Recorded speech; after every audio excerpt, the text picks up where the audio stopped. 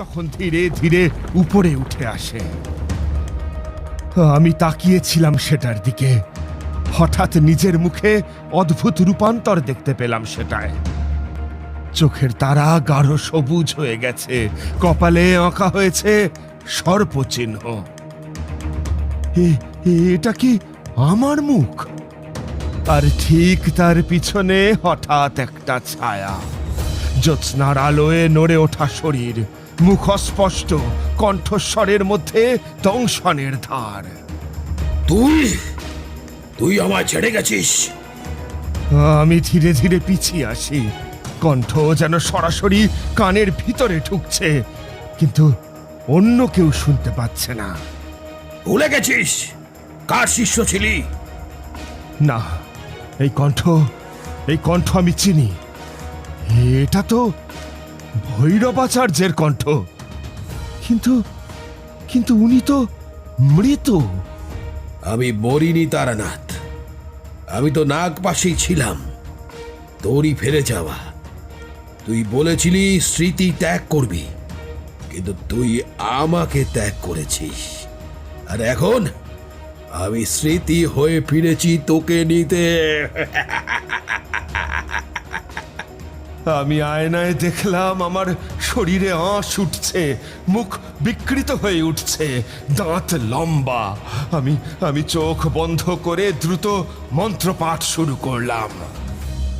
ওং নীলগ্রীবায় বিদ্মহে ফণীনাথায় ধীমহি তন্নো নাগঃ প্রচোদয়াৎ। মন্ত্র উচ্চারণের সঙ্গে সঙ্গে বাতাস আরো ভারী হয়ে উঠল, আয়না কাঁপতে আরম্ভ করলো, ছায়ামূর্তি ফিসফিস করে বলে উঠল, স্মৃতি তোকে বাঁচতে দেবে না। তুই আমাকে তৈরি করেছিলি তারানাথ। তুই যে একদা নাগ শিষ্য ছিলি, ভুলে গেছিস? একবার হালকা ঝলকে আয়নায় দেখা যায় আমার পুরনো রূপ। এক যুবক, রুদ্রাক্ষ জটা ধরা, চোখে কালো সর্পচিহ্ন, কোনো গুহার গভীরে দাঁড়িয়ে আছে। পিছনে শিষ্যরা ফিসফিস করে মন্ত্রপাঠ করছে। এক বয়স্ক তান্ত্রিক তাকে বলছেন, নাগপাশ জাগানোর শক্তি তোর ভিতরে আছে তারানাথ। তুই যদি ভুলে যেতে চাস, তোকে মুছে ফেলতে হবে নিজেকেই এই ইতিহাস থেকে। ছবি মিলিয়ে যায়, সব কিছু যেন প্রকৃতি নিজের মধ্যে মিশিয়ে নিল। নিজের কপাল ছুঁয়ে দেখলাম চিহ্ন নেই। সেই রাতেই আমি বুঝেছিলাম এই যুদ্ধ শুধু গ্রামের নয়, এটা আমার নিজের ভিতরের যুদ্ধ, যেখানে এক পাশে আমি আর অন্য পাশে সেই পুরনো নাগ শিষ্য। ধীরে নামতে নামতে একটা পাথরে ঘর পেলাম, যার ভিতরে আছে একটা পুরনো কাঠের বেদি। তার উপরেই রাখা একটা তাম্র ফলক, তাতে ধুলো, কচুরিপানার পচা গন্ধ আর ক্ষয়ে যাওয়া লিপি। আমি মন্ত্র পাঠ করে হাত ছোঁয়ালাম ফলকে, আর মুহূর্তেই চারপাশের বাতাস বদলে গেল। সেই তাম্র ফলক থেকে বেরিয়ে এলো এক পুঁথি, আর তাতে লেখা, নাগপাশ। যে যন্ত্র একবার জাগে, সে আত্মা খুঁজে বেড়ায় সাপ হয়ে। মানুষ নয়, স্মৃতি ধরে রাখে বিষ। যক্ষের প্রতিশোধ চিরজীবী। আর ঠিক তখনই একটা কণ্ঠ ভেসে এলো, ভেজা দেওয়াল ফুঁড়ে যেন উঠে আসে কারো অতীত স্মৃতি। তুই সেই তান্ত্রিক যে এক সময় আমাদের কথা লিখেছিলি, এখন ভুলে গেছিস, তাই তো? চারপাশে কেউ নেই, কিন্তু শব্দ আসছে তাম্র ফলকের নিচ থেকেই। এই যন্ত্র হলো নাগপাশ। তুই নিজেই তৈরি হতে দেখেছিলি। তখন তুই ছিলি ভৈরবাচার্যের তৃতীয় শিষ্য। তখন সারা দেশের যক্ষ আর নাগেদের এক সম্মিলিত সভা বসেছিল। আমরা তৈরি হয়েছিলাম এক পরীক্ষার জন্য। স্মৃতি ও বিষ, এই দুয়ের ভেতর দিয়ে আত্মার প্রকৃতি নির্ধারণ করত। এক ঝলকে দৃশ্য বদলায়। সামনে দেখতে পাই এক অমাবস্যার রাত, এক মাঠে 5টি অগ্নিকুণ্ড, আর মাঝে বাঁধা এক কিশোর। তাকে ঘিরে দাঁড়িয়ে আছে যক্ষগণ। একজন বলছেন, তোর স্মৃতি যদি তুই ত্যাগ করতে পারিস তবেই মুক্তি পাবি, নইলে তুই বন্দী হবি বিষের আবরণে, সাপের শরীরে। আবার সবকিছু মিলিয়ে যায়। আমি নিজেই ভাবতে থাকি, কিন্তু কি হয়েছিল তখন? কেন সব ভুলে গেছি? নাকি কেউ ভুলিয়ে দিয়েছে? ঠিক সেই সময়ই গুহার দেওয়ালে পাথরের একটা ফাঁক থেকে ভেসে আসে শুষ্ক কণ্ঠ, কিন্তু কাউকে দেখা যায় না। তুই ভুলিসনি তারানাথ, তুই পালিয়েছিলি কারণ তুই ভয় পেয়েছিলি নিজের ভিতরের রূপ দেখে। তুই নিজেই দেখেছিলি কিভাবে আত্মা স্মৃতির সঙ্গে জড়িয়ে পড়ে বিষে। তুই চেয়েছিলি মুক্তি, তাই তুই আমাকে ফেলে চলে গেছিস। ভৈরবাচার্য, আপনি এখনো? আমি নেই, আমি আছি, কারণ নাগপাশ আমার কণ্ঠ ধারণ করে বাঁচে। তুই যদি নিজেকে রক্ষা করতে চাস তবে ফিরে যা, আর যদি জানতে চাস সত্য, তবে তোর সব স্মৃতি বিসর্জন দিতে হবে। স্মৃতি ত্যাগ মানে আত্মবিস্মৃতি। তাহলে আমি থাকবো কোথায়? স্মৃতি ত্যাগেই মুক্তি তারানাথ, না হলে একদিন তুই আয়নায় নিজেকেই চিনবি না। একদিন তুই নিজেই ফিসফিস করবি ঠিক রাত 3 ঘটিকায়। ওং কুরকুল্লে নাগরূপিণী ধরণ্যাই নমঃ। ওং কুরকুল্লে নাগরূপিণী ধরণ্যাই নমঃ। আবার সবকিছু আগের মতো শান্ত। মাঝরাত পেরিয়ে গেছে, কিন্তু সেই গুহার ভিতরে সময় থমকে আছে। না আলো আছে, না ছায়া। শুধু একটা আয়না ফুটে উঠেছে, যার মুখ আমার দিকে ফিরিয়ে রাখা। আর তার ভিতরে আমি দেখতে পাচ্ছি নিজেকে, কিন্তু আমার মতো নয়। সে দাঁড়িয়ে আছে উলঙ্গ বক্ষ, শরীর জুড়ে সর্পিল চিহ্ন, চোখ দুটো কুয়োর মতো গভীর। আয়নার ভিতরের রূপ কাঁধ ঝাঁকিয়ে বলে ওঠে, তার কণ্ঠ যেন আয়নার কাঁচ ফাটিয়ে বেরিয়ে আসছে। অবশেষে দেখলি তারানাথ, তুই নিজেকে তান্ত্রিক ভাবিস, অথচ নিজেরই জন্ম চিনিস না। কে তুই? আমারই প্রতিবিম্ব না আমার অতীত?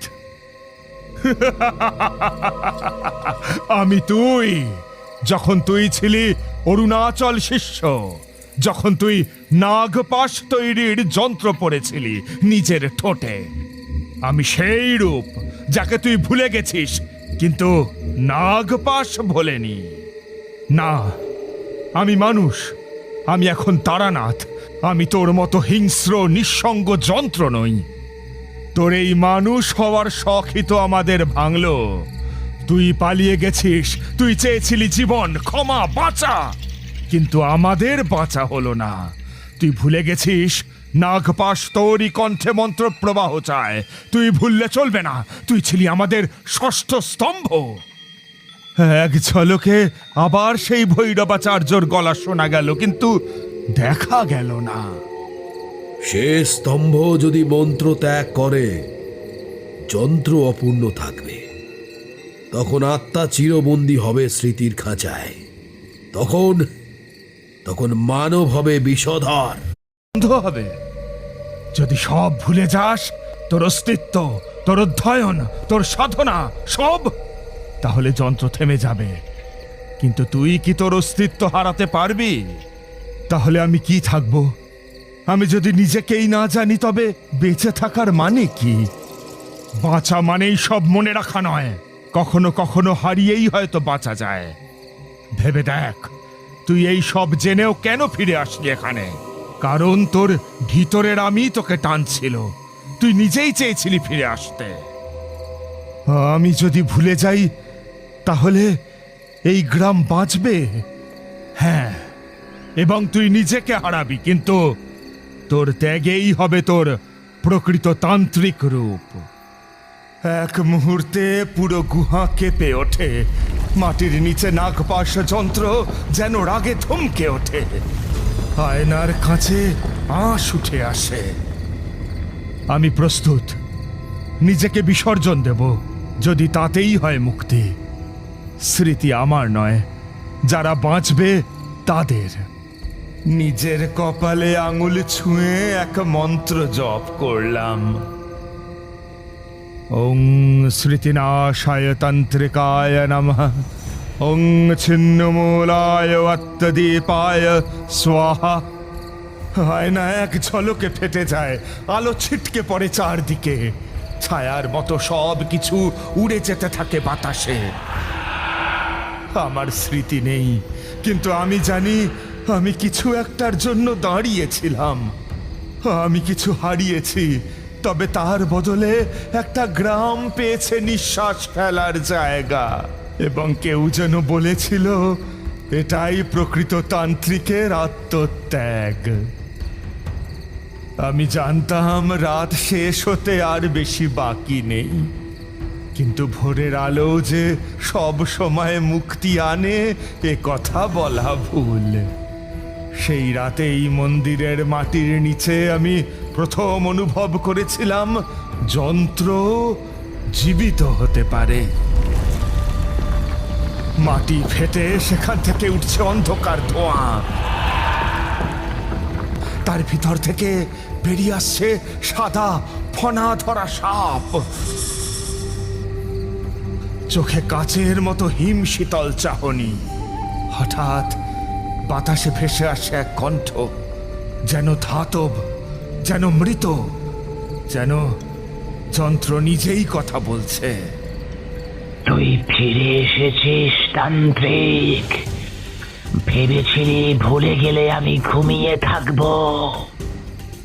তুই যন্ত্র, কিন্তু তোকে তৈরি করেছিল মানুষ, আর আজ আমি সেই মানুষ। তোকে থামাতে এসেছি।